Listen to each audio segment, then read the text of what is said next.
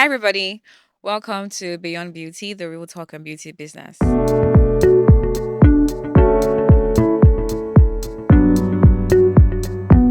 And it's just me here today. There's no guests. It's just me, Layo. And we're going to be talking about something super, super important. And I know I always say that everything is important, but this one's actually really important. Every year, we have December, or to call it here in Nigeria, 30 December. And each year it gets busier, it gets more insane. There are more people that are coming into town, and everyone's going out for parties, for concerts, weddings, baby showers, everything. Everyone's getting their nails done, hair done, everything. And if you, as a beauty business owner, don't prepare for December, you can easily get overwhelmed or wiped out. And we don't want that, right? So we're going to be talking today about how to ensure you stay ready for December, where you're booked and busy, but not burnt out. Let's get into it. December, our World Cup, our Super Bowl, our Grammys, right? And it's exciting, it's nerve wracking, you make a lot of money, but to start preparing for December, you need to start ahead of time. You can't start preparing for December 1st. If you start that or if you do that, you're late. And you can ask any successful beauty business owner what they do is they start preparing for December by Q3. So Q3, they start to put things in place. And what are those things? That could be getting your booking system in place. That could be planning for whether or not you're going to hire extra staff. And the way that you can kind of plan for that is look at what happened over the last, say, 2, 3 years. How was business for you in December in those 2, 3 years? Did you have to open later? Did you have to stay later? Did you have to hire more people? And then take those learnings and then apply them in October, November, definitely not December. So that's number one. Start ahead. You need to plan. Okay? One. Another thing that you can do while you're trying to plan ahead is, and this is a fun way to keep your customers or your clients in the know, you can do a countdown. The countdown can happen either on your social media, so you can do a stories for it, or you can do it via email. So, fun story here. So I usually get my nails done at Nail Boutique. Shout out to Nail Boutique. I've been going there for years. I remember, I think it was maybe 3 or 4 years ago. I don't really recall the exact year. I did not book my appointment on time. And I walked in and I was like, please take me. And they're like, no, and I saw that they were actually fully booked that day. And I said, okay, fine, I'll wait. And I waited. And thankfully, like I was able to like quickly slide in, but then I didn't even do what I really wanted. I did something because I think the next day or 2 days before or after rather was going to be Christmas. I didn't want to ring in Christmas with janky nails. And, with that in mind, what I then did as a customer in the following years was I started booking 2 weeks in advance. So like I would book my first appointment for December 1st. I'll book the following one like middle of December.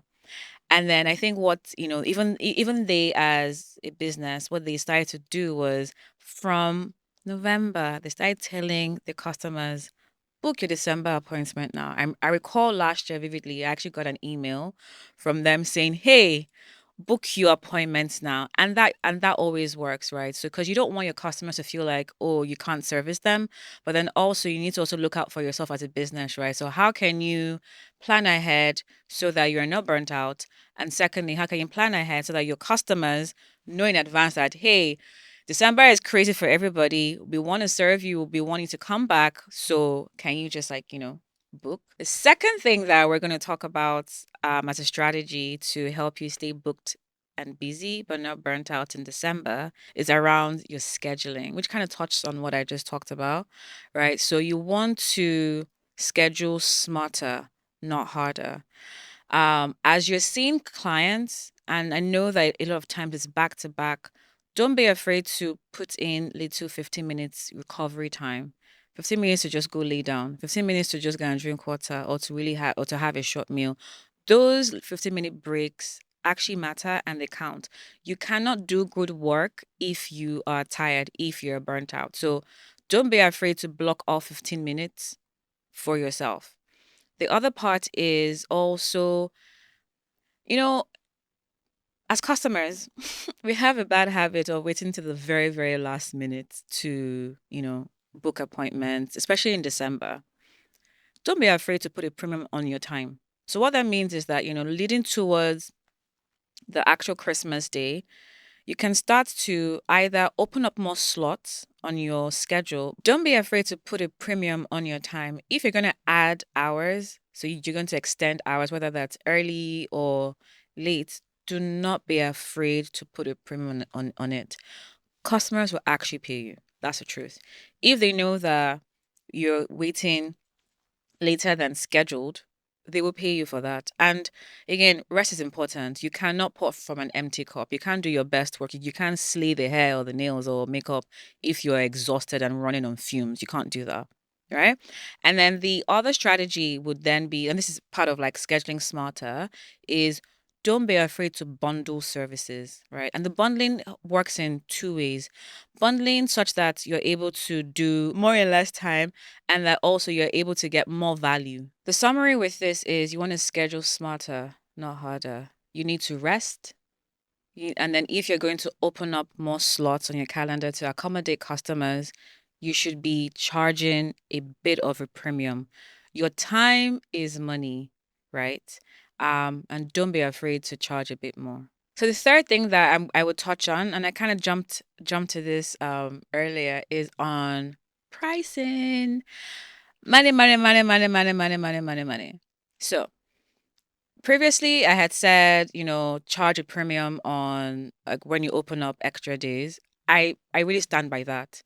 And even charge on peak days. So there's a window right before Christmas, like from the 20th typically, there's more people trying to get stuff done. There's more concerts, there's more events, there's more weddings.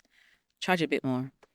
The days leading up to Christmas, charge a bit more. The days leading up to the new year, charge a bit more.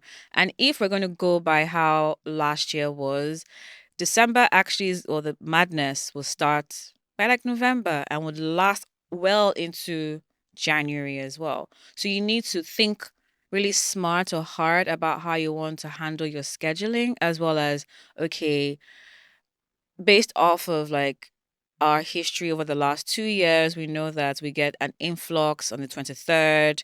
So we're going to open a bit later to accommodate customers, but we're going to put a bit of a premium on our on our slots. You could do that. And then this is a bit controversial, right? Because typically December brings our favorite people, our diaspora brothers and sisters.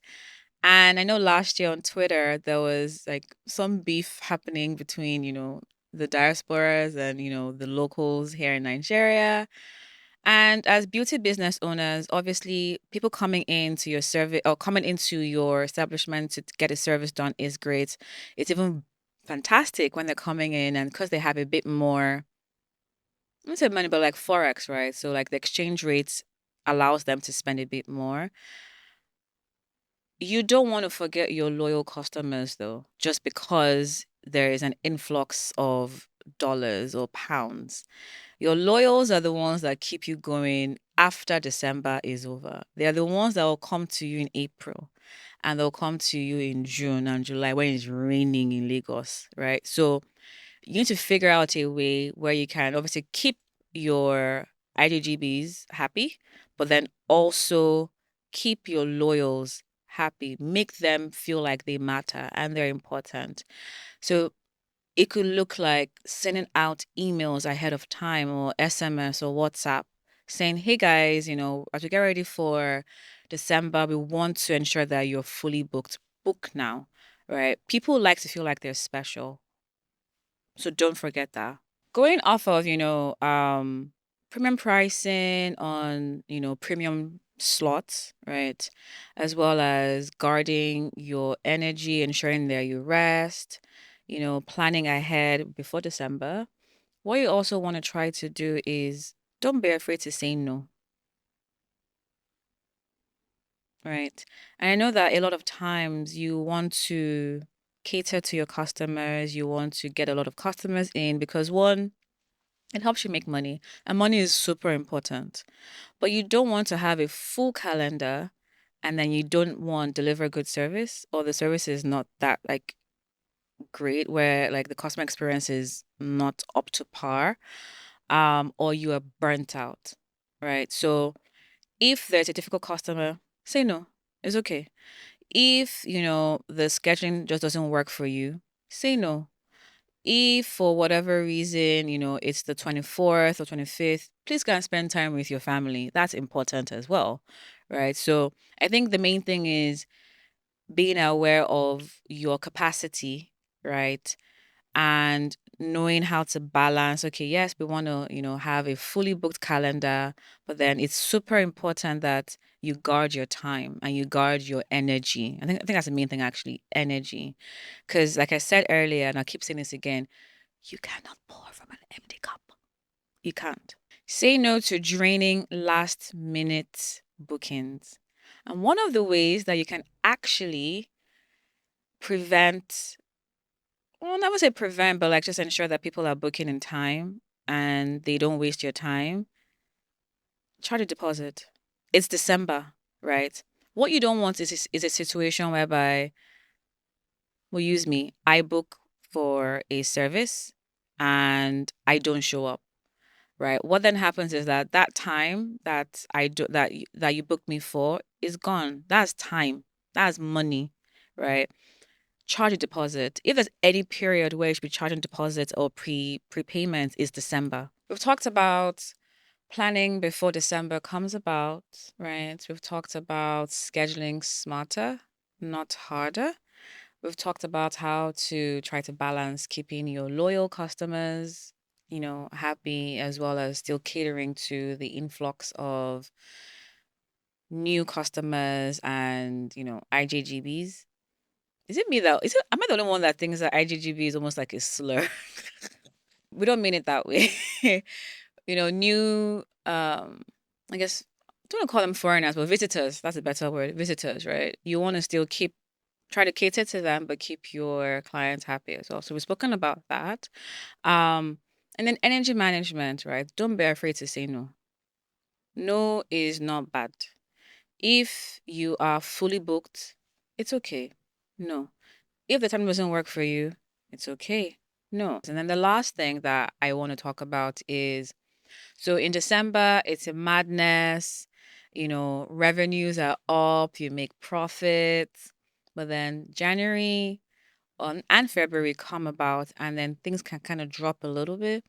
While some of that is to be expected because people are going back to their different countries, there are strategies or ways that you can try to at least keep some of the money or some of the new clients, I should say, that you've gotten, right? So get reviews, right? So someone comes in December, they love their hair, love their nails, whatever. Get a review. It's always best when it's written, but even better when it's video. Because people are they're more likely to believe other people like them. And when they see, like, people are more visual and then the social media. So get a review.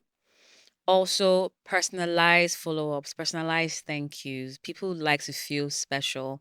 People like to feel like, oh, wow, they remember that I came in the other day or they remember my birthday, stuff like that. And then you also want to start to drive bookings for January and February. Obviously, take a break, right? So you can take, I know people typically take like breaks in January. Although I have heard something very controversial. There was I forget the business now. And I won't say her name even if I remember, but I actually don't remember it now. She doesn't take breaks in December. No, in January. She says that she finds it very insane that people take breaks in January because people are still around. That was actually her point is people are still around. If all the beauty businesses are taking breaks, who's going to service the customers that are still around and still want to get services done? She is around. Now that's very interesting. And I'm not I'm not advising for or against. I think it's a thing that you have to consider if it works for you. I do believe that breaks are important. Another beauty business, I know what they do is that they split the breaks across January and February, right? So, um, maybe like second, no, third week of January, they may close for like 4 days. Then in February, they do the same thing as well, just like to spread it, right? So that it's not just one giant 2 weeks or 3 weeks. So again, kind of think about what works best for your type of business and your typical clientele or traffic. So you want to ensure that in December, when you've gotten more customers, new customers, whether they're even those that are local, the reviews are important. Record them when they're happy and glowing. And then encourage people to actually start to make bookings against January and February. And one of the ways I can do that is to offer a early bird, early whatever, I don't say discount because you can't run on discounts, but because we know that January, February are typically slow months in the beauty industry, you might want to incentivize people to actually book in advance, book ahead. So that way there isn't such a huge drop from December to Jan and to Feb. So I think the essence is don't let all that December traffic and madness just walk away or dissipate. Find ways to try to keep at least a bit of that traffic that you've earned because you've earned it, right? Try to keep them coming back. So thank yous, personalized follow-ups, early bird discounts or incentives to get them to book, again in January and February, and spreading apart your breaks because breaks are important, but just spread them apart so that you can rest, but your clients can also still come in. So, December is crazy. December is fun. December is also overwhelming, but it doesn't have to be.